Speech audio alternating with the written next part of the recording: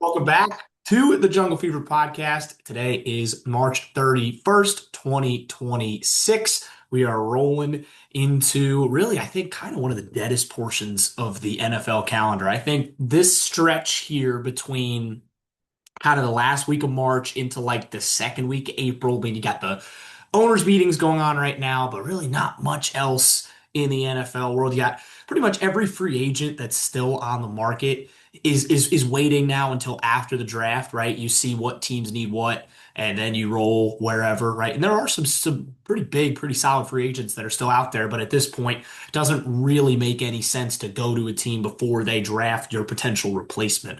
So a lot of these older players are potentially waiting until, that last week of April, first week of May, potentially to sign before OTAs get going in May, which I think that period, that second dead period is kind of right after OTAs and then before training camp. You get that kind of month-ish where there's just nothing going on. There really isn't anything happening Mhm. in the NFL world. Um, we got a pretty short episode today. Not a ton to talk about, right? Not a lot. I think we talked about Flacco last week, correct? Or was that did we talk about Flacco? Did we I don't get to think that? I don't think Flacco. I don't think so. No, Okay, well, Flacco is back. The Flack is back. Flacco for Flacco. We are wacko for Flacco. 1 year, $6 million. It's a pretty incentive laden deal, as you might imagine. Um, we kind of said we both of us had kind of discussed it all off season that if he didn't get the starting look that maybe he was looking for, he was probably coming back. Lo and behold, here we are. The Flack is back. I'm His press happy. conference was funny. He's basically called other teams just stupid for not giving him a chance. Right? And like after what he I'm showed, agreeing with him. yeah, after what he showed, it's like, can you blame him too much? I No. mean, like, yes, I get the Bengals have great weapons, but like, it's not like he played well. Like I think, he doesn't need to be the starter for a team, but like, you think about a team that might just need like this is pure speculation. Who knows what Patrick Mahomes' ACL recovery is going to look like, right? How confident are the Chiefs in what they have in their building for at least those first couple weeks if Mahomes is working his way back and it's going to be close, right? With the Especially with ACL what happened probably, to Minshew as well. right? Right. So who knows, right? You don't you if Chiefs don't want to start the season in a hole. So something like that, or even like a team that just didn't have a quarterback. Like I know he was already there once, but like the Jets. I mean, they went out and got Geno Smith, but like, kind They of take him stuff to the like that. promised land. That was a quote, great quote today from the owners meetings Direct from quote. Aaron Glenn. And it Geno is Smith full circle is for Geno taking the Smith. Jets to the promised land. That is a Full direct circle. quote. Back where it began. Back where it began. Incredible. Something else. That's where we, I guess, could start our discussion today. We're obviously going to talk a little Bengals as well. We just talked Flacco. We're going to talk about some draft scenarios as we roll. We are about 25, 24 days away from the draft in Pittsburgh. Lots still to come about that. We will do a full mock in a couple weeks, but we're going to save that for a little bit. Um, we got some rule changes that just came down. I'm going to pull this up. This released about 20 minutes ago as we're recording this, about 2 o'clock p.m. Eastern time. Four new rule changes for next year. Here they are. We'll just give them to you. Number one, it was a silly rule that they even had in the first place, and they're repealing it to permit the kicking team to declare an onside kick at any time during the game. I don't know why there was a limit on onside kicks. Like, I think it's silly. I Right. still think it's even silly you really have to declare onside kicks. Like, we saw it change the tide of a Super Bowl. Sorry, Carl. But, it, Well, the kickoff rule is obviously different. That's why you have to declare. right. Yeah, obviously. Um, then second rule, to eliminate the kicking team's incentive to intentionally kick the ball out of bounds or kicking off from the 50-yard line. I mean, whatever, very that's like once every like season Mhm. rule. Like sometimes it'll ever get rules. The last one's the most interesting one. We'll get to that in a second. The third one, to modify the kickoff alignment requirements for receiving teams in the setup zone. So, some logistical stuff in terms of those, like you said, Aiden, with the new kickoff, the logistical setups. Then this is the interesting one. For those of you who don't know or unaware, there is a major lockout brewing right now in the NFL, and it's got nothing to do with the players, it's with the referees, Remember what happened in 2012? Remember when we had replacement refs? Remember inter-touchdownception between Green Bay and Seattle in 2012? Well, we might be getting dangerously close to Pandemonium. that because replacement refs may well be back. That's a whole separate story. But the rule that was placed today, this is very, very interesting. For 1 year only, to allow the NFL officiating department to correct clear and obvious misses made by on-field officials that impact the game in the event that there is a work stoppage involving the NFL Referees Association. So essentially, what that means is, and I saw a comment about this, they're testing centralized replay for games. Almost like you compare it almost to like VAR, video assistant referee in soccer. It's very similar to that, where there will be a official who is watching the game, and if they see a clear and obvious miss, they can buzz down to the officials on the field, and it has to be note in this that it has to be a replacement. They can't do this if some of the refs do decide to go on with the work stoppage, but it has to be a replacement ref, which, by the way, they're going out and trying to get some D1 and D2 officials from the college ranks to be replacement refs. They basically can buzz down and correct them. So you see that happen in soccer, right? If there's a handball or a foul in the box that the referee doesn't call, the video assistant referee will buzz the ref in his ear and say, "Hey, we're going to check this." And sometimes they'll send the referee to the monitor, or sometimes they'll just change it right there on the field. This feels pretty similar to that, don't you think? I'll be very interested to see how this actually gets implemented, if it ever does get Mhm. implemented. That's the other thing, right? Is the big Yeah, old it may just not happen. It's yeah. true. But like I think about these sorts of things and it's like, yeah, on paper, this sounds really good, but how will this play out? I think about that with like the MLB and their new ABS rule that they came out with. I think there's been some very unintended consequences of that result that the MLB just didn't really think as they were implementing it. Some bad, some good. But I I think love when umps get held accountable personally, yeah, but right, right. I think overall it's probably a positive, but I think I'm always going to be in favor of getting the call right. You know what I mean? But at the same time, if there's a ton of stoppages that comes as a part of this, then obviously you have that kind Mm, of conversation of what does game flow look like, like the pace of play, all that kind of stuff. But mm. at the end of the day, you don't want it to turn into what like the final 2 minutes of an NBA game is right now, because that is Or college basketball. You see it atrocious. happen there It is too. Yep. atrocious how slow that is. So you Yep. never want to go there, but you want to get the call right. So it's this weird balance that you have to try and strike. And this is I mean, probably yeah, not. you see like the last 2 minutes of every college basketball game takes like 25 minutes because they got to review every out of bounds and they got to review every foul. And it's, it takes a while. And you see it happen with soccer a little bit too, not as much, but you see it happen. That just felt like the most apples to apples comparison there with how they're doing it in terms of the buzz down and the referee on the side watching the game, not actively involved in the game, but is still present. And if they see something that's missed, it'll also be interesting to see how objective they get with that, right? Because soccer, right, there's a few fouls here and there, but all the fouls in soccer are pretty much the same. In football, there are so many different intricacies and fouls and things you can do and calls to make. There's so much stuff, and it's all so objective and subjective. It could get wild. It could get wild. So we will Oh see. man, the We will see. PI calls at the end of the games. You thought they were bad now, Well, just wait. remember a couple years ago, remember when there was that whole controversy that missed PI in the 2018 NFC Championship game between the Saints and the Rams, Yep. which was egregious and it was missed. But remember there was a year where they had challenges on PIs and then it just never got used and they just took it away because nobody used it. So I mean, this could end up being exactly like that. It probably will, depending on how it goes, but might the NFL, it's an interesting think case, and it's something to think about, especially if this referee work stoppage does drag on and if it keeps rolling through, I mean, there's a long way to go, but it does seem like the two sides are pretty far apart right now in terms of negotiations for pay and stuff like that for these referees. So let's go to the Bengals now. We haven't talked a lot of Bengals. We talked Joey Flack, but let's talk a little bit more about the NFL draft coming up in a couple weeks. We've talked a lot about pretty obvious fits for the Bengals, right? So I'm going to raise a couple scenarios, and I think we can have some fun kind of discussing some of these situations. So let's do this first. Let's start out with this top nine in terms of picks. I saw this on Twitter earlier, and I want to see where your mind would lie if this is how the board falls. These are going to be the top nine picks. Mendoza at one, Arvell Reese at two to the Jets.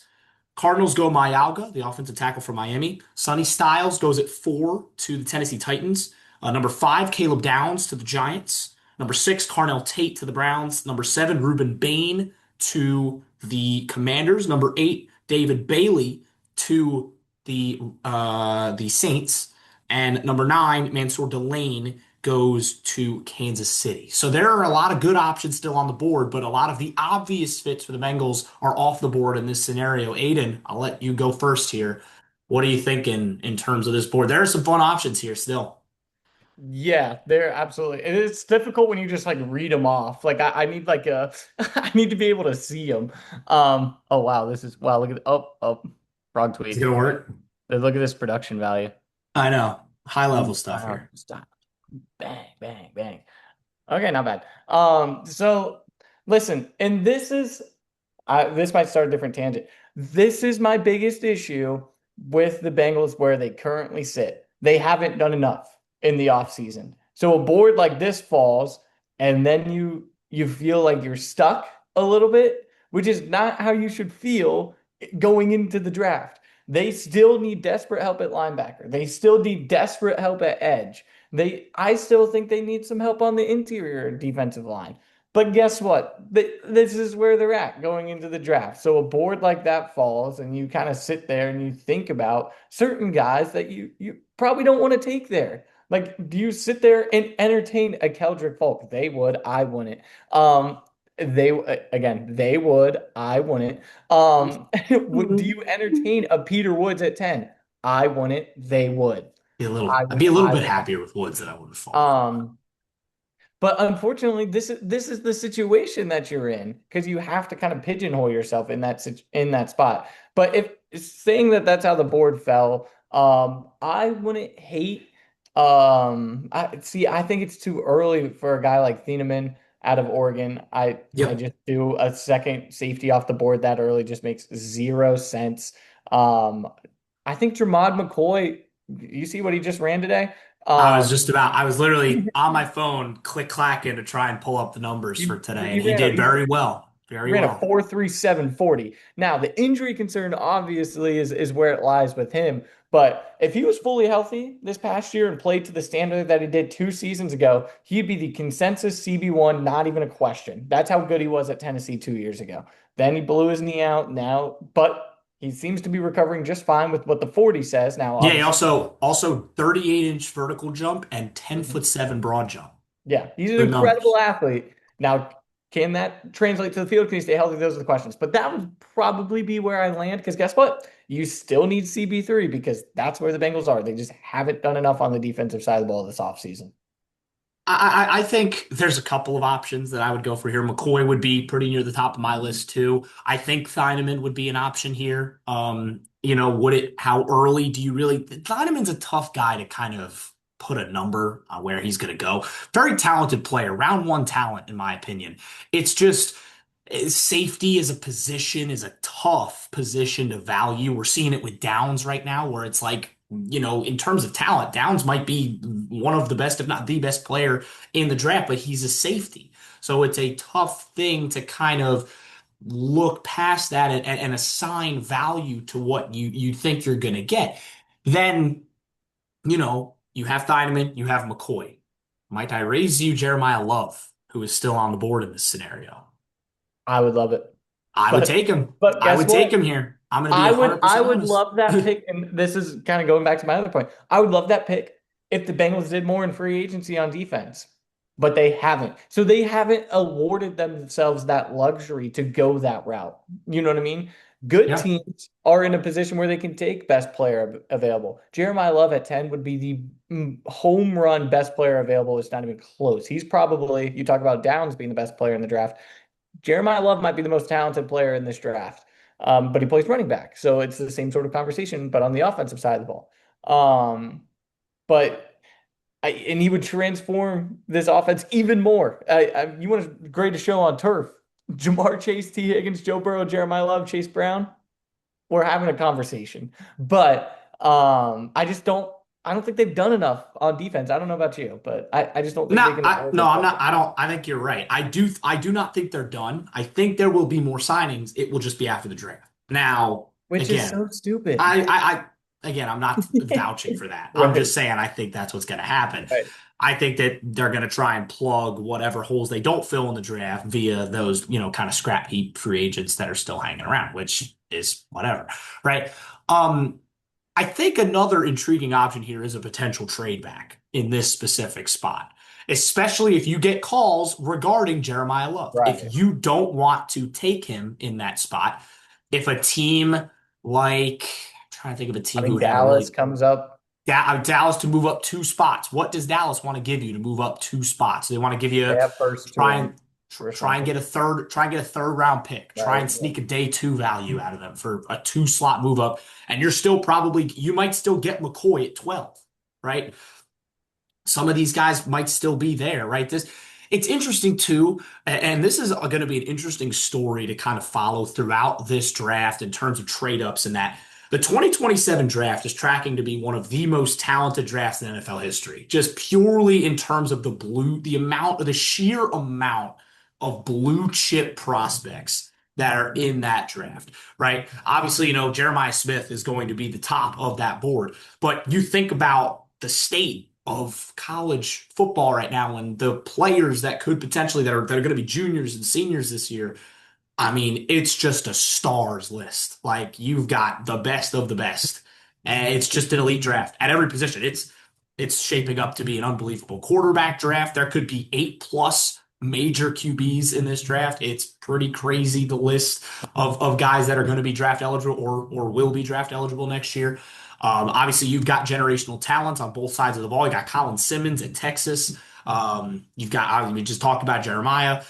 You've got just a boatload of talent, The unbelievable tanking boatload of that's going talent. to be happening next season is going to be diabolical. And that's the point that I want to make here is how much do teams want to what is the this is an interesting thought point discussion here too.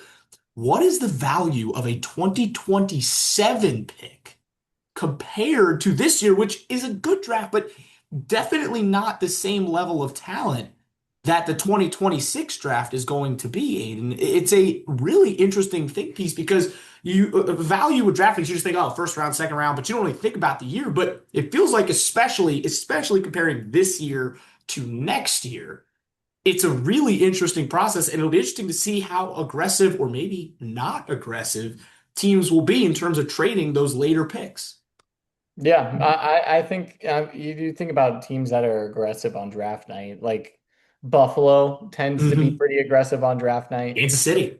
Philadelphia tends to be very well. Notice a trend here. These are teams that win a lot. Tend to be pretty aggressive on draft night. I wouldn't be shocked if they kind of sit on their hands and knees a little bit for this draft, just kind of or sit on their hands, excuse me, and just like wait this one out. To the point that you just mentioned as well. I'm also curious, like a team like Jacksonville, obviously their new GM, who has come in and had that F them picks mentality. Yeah. That's he traded a bunch, and that's just how he rolls.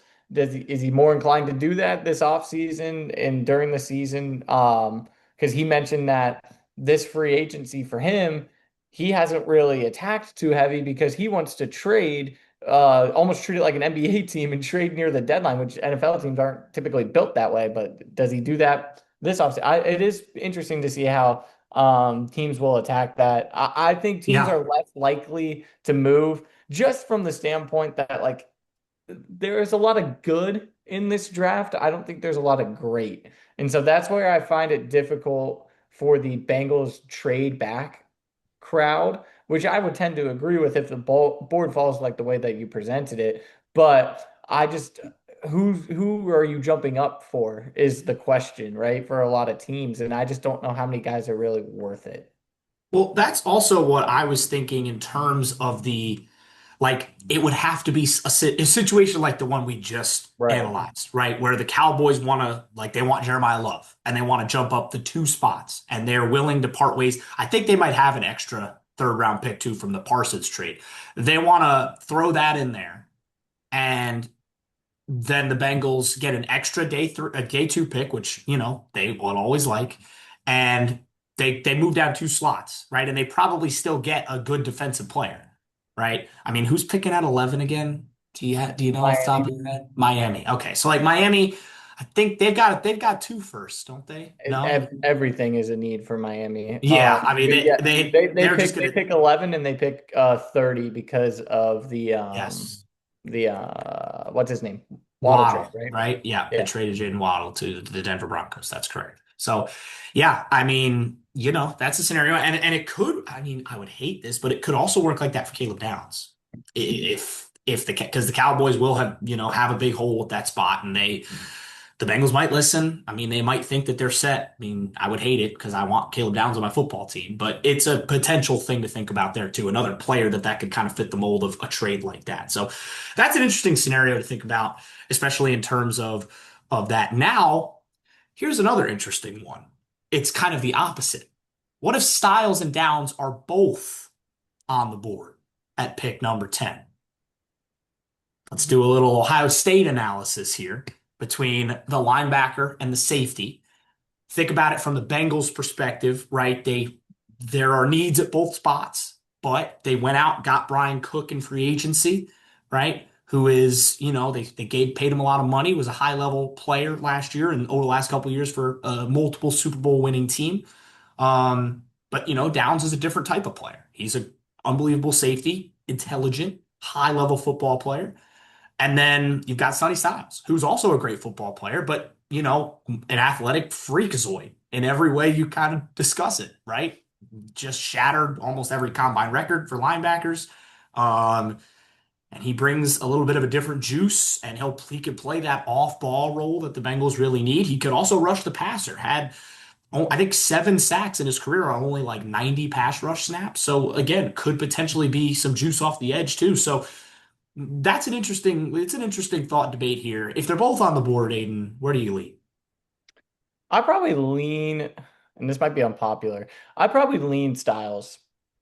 Just because I think that Knight and Carter were so bad. But I mean, unbelievably It was bad. And rough. It yes, was rough. it got better as the year went on. But Especially with Knight. Especially with right, Knight. it got better. It got better as the year went on. But I think Styles is better than both day one as he walks Yeah. in the door. And I don't know if it's particularly close. So I think he greatly upgrades a position that, again, the Bengals have this massive gaping hole in because they decided to do nothing with it this offseason. Versus, yeah, can you tell that I'm slightly annoyed? Versus the Bengals, I mean, to their credit, went out and probably got the best safety in free agency in Cook Yeah. and so like from that perspective, you have Battle, you have Cook, and maybe Downs can kind of play that hybrid kind of position we've been talking about with like a Kyle Hamilton and Nick Imamori because he is more of a box safety and that might fit his profile a little bit better. But still, I think just the positional upgrade that you get from an athlete and a player like Sonny Styles and his versatility at the position is why I'd probably lean there. Yeah. I mean, I think I'm honestly in agreement with you. Like I just we talked a lot about positional value today. I think this is another thing to think about. The off-ball linebacker is another position that's kind of a weird one to assign value to. I think, and I wanted to kind of bring this up. I think Sonny Styles is going to fall a little bit further than some people realize. Well, Like I've some, seen him mocked as high as 4 to Tennessee. I've seen him, I've seen him you know, 3 to Arizona, but yeah.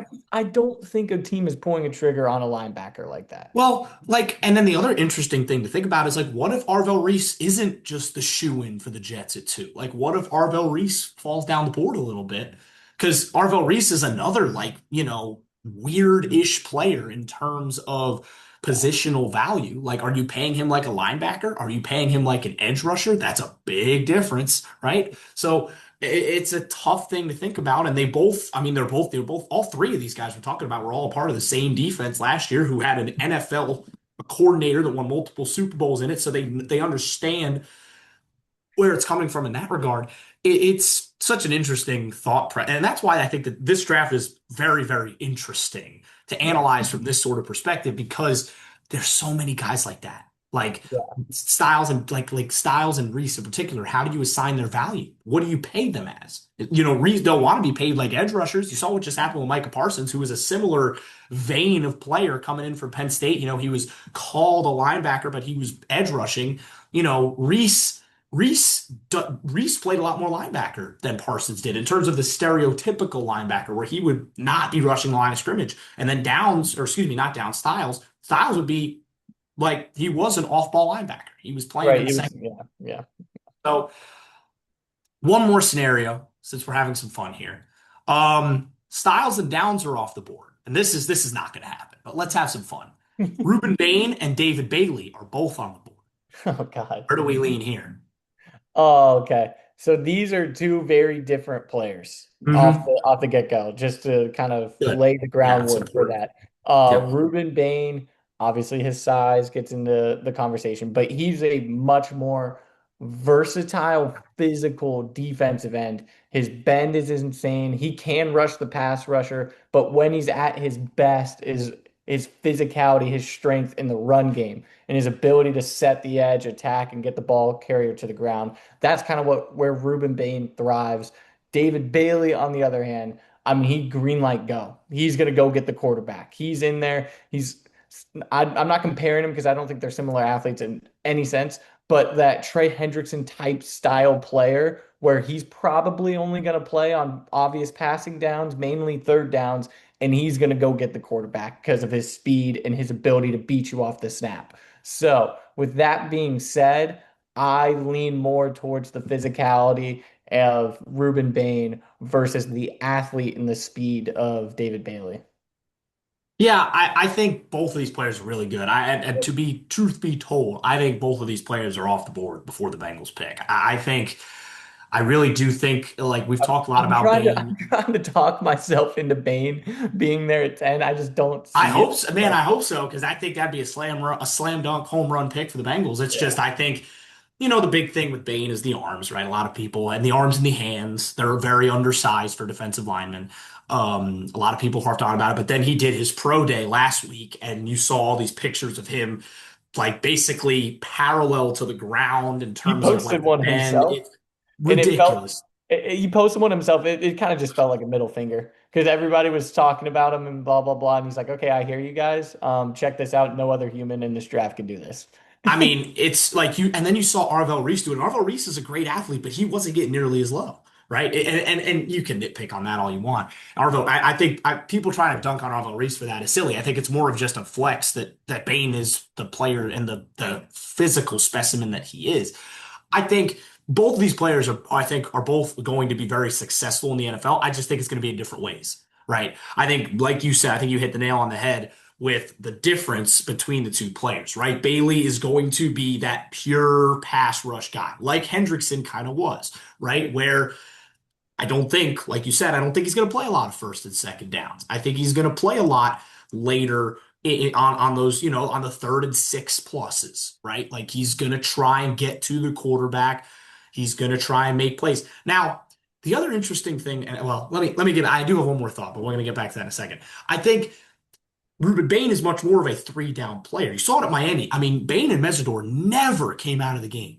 Like Mhm. they never, like you saw it in the Ohio State game in particular. It was just every down. It was four and it was five, just coming off the edge. So I think when you see that, I think the Bengals need a player with that kind of motor, right? With that kind of, I feel like you're getting that kind of player. He's a leader, right? He's just a dang good football player in almost every way. And again, I think teams would be like we've talked about this at length. I think teams would be silly to pass on a player like that because a measurement isn't up to its requirements, right? Or because It, it's you know the it's the anti-Bengal conversation, right? That it's they've just a had like the classic past three overthink. years. You know what I mean? Where like the Bengals fall in love with this athlete that hasn't have the production. It's the exact Mhm. opposite of that. Of like maybe the athlete, which I'm not saying Ruben Main's not a good athlete. He is a phenomenal athlete. I'm more so of the measurables. Like the measurables aren't there, but you like just watch a Miami game and you're like, he's by far the best player on the field every snap, it feels like. And those are the kinds of people that the Bengals should be leaning into, not the guys who you think, well, maybe if we can figure out how to unlock him, he'll be really, really good. That's just not what we should be in the business in. So the last thing for today. If the Bengals draft an edge rusher, whether it's Bailey, whether it's Bain, whether it's somebody else, does Shamar Stewart kick inside? I don't think full time. I think he will play some three technique. And it depends also what they do in free agency. But I think he'll definitely, and that's the one advantage with a guy like Shamar because he is so big and because he is so athletic. He can be multiple, and I think the plan always was for him to be multiple. I think the plan for the Bengals was to have Murphy take a jump, which he did, and have Murphy play alongside Hendrickson, and then rotate Shamar in there while also playing inside. So I think he will. I don't think he'll become like a full-time three. I think it will be more of a rotation that you see the NFL moving more towards. I mean, look at Seattle, who just won the Super Bowl. They had great edge presence. They kept adding to it and adding to it, and they have a rotation, and now guys are fresh coming off the It's edge. why Boye Mafe left Right. because he only had 2 sacks last year because they had so many guys off the edge that it was just a constant rotation. And Mafe kind of got lost in the shuffle a little bit there. And now the Bengals are kind of banking on him being able to be that kind of 1A guy, which, he's shown flashes of being that. It's kind of a very similar signing to what they did with Trey Hendrickson a few years ago, which we discussed that in our free agency episode. So Yeah. that'll be an interesting thing if the Bengals do decide to go edge, whether it's whoever, even if it is a Falk, if they dare do that. It's an interesting thought process there. I'm gonna say something a little controversial here. This will be the last thing. Falk might be a better prospect than Stewart. It's not you know. No, just no, just no. Falk had 9.5 sacks in his sophomore season. That's Just more than no, Shamar's entire college career. just no, just I no. mean, look, I'm Um, not, again, I'm against the pick. I'm just saying. I don't, just no, just I no. don't like it. Hey, Nope. maybe the Chiefs will take him. The Chiefs have a big needed edge. They can go get him. Big time player out of Auburn. Hey, That'd be fun. I don't think the Chiefs are that dumb. They've shown time and time again. Oh, by the way, before we go, I hate him with every fiber of my body. But good guy Trey Hendrickson. I don't know if you saw. Yes, that was So good. Ted Karras was kind of joking with him that he signed with Baltimore and said, "Hey, the only way I'll forgive you is if you donate to Cincy Hats, which is his company. That's also it's a nonprofit, right? So Hmm. like it powers I think it's the Is homelessness, it? right? Is Is it? it I think it's homelessness it's it's defense? it's children's resources of some kind. I'm Oh, like that's what it 90% is. I sure. was way off. Yeah. But Trey saw it and did donate $250,000 to it. So He's not forgiven, but good guy. small W. Yeah, We can never not talk absolutely. about Trey, it feels like. Yeah, I'm good. I'm good. So, all right. Oh, good. I mean, I had a fun episode, and we still got most of our time in. So that was fun. So good think processes there, and we'll be back next week. We'll kind of see what we're due next week. It might be another kind of fun week where we just kind of look at some stuff, kind of zoom out a little bit. That's kind of the purpose of the off season here at this point. We are getting pretty close to our 1 year anniversary here on the Jungle Fever Pod. So maybe we'll do something special. It's 2 weeks away from the Okay. 1 year anniversary. So we might do something special for the one year of the Jungle Fever Pod. It's been a lot of fun. We're gonna keep it rolling as long as we can. We're gonna keep it rolling. So until next time, this has been the Jungle Fever Pod. Rain Crowley, I'm Ethan Sargent. We'll say so long. We'll see you next week. Happy April next week, and we will see you then on the Jungle Fever Pod.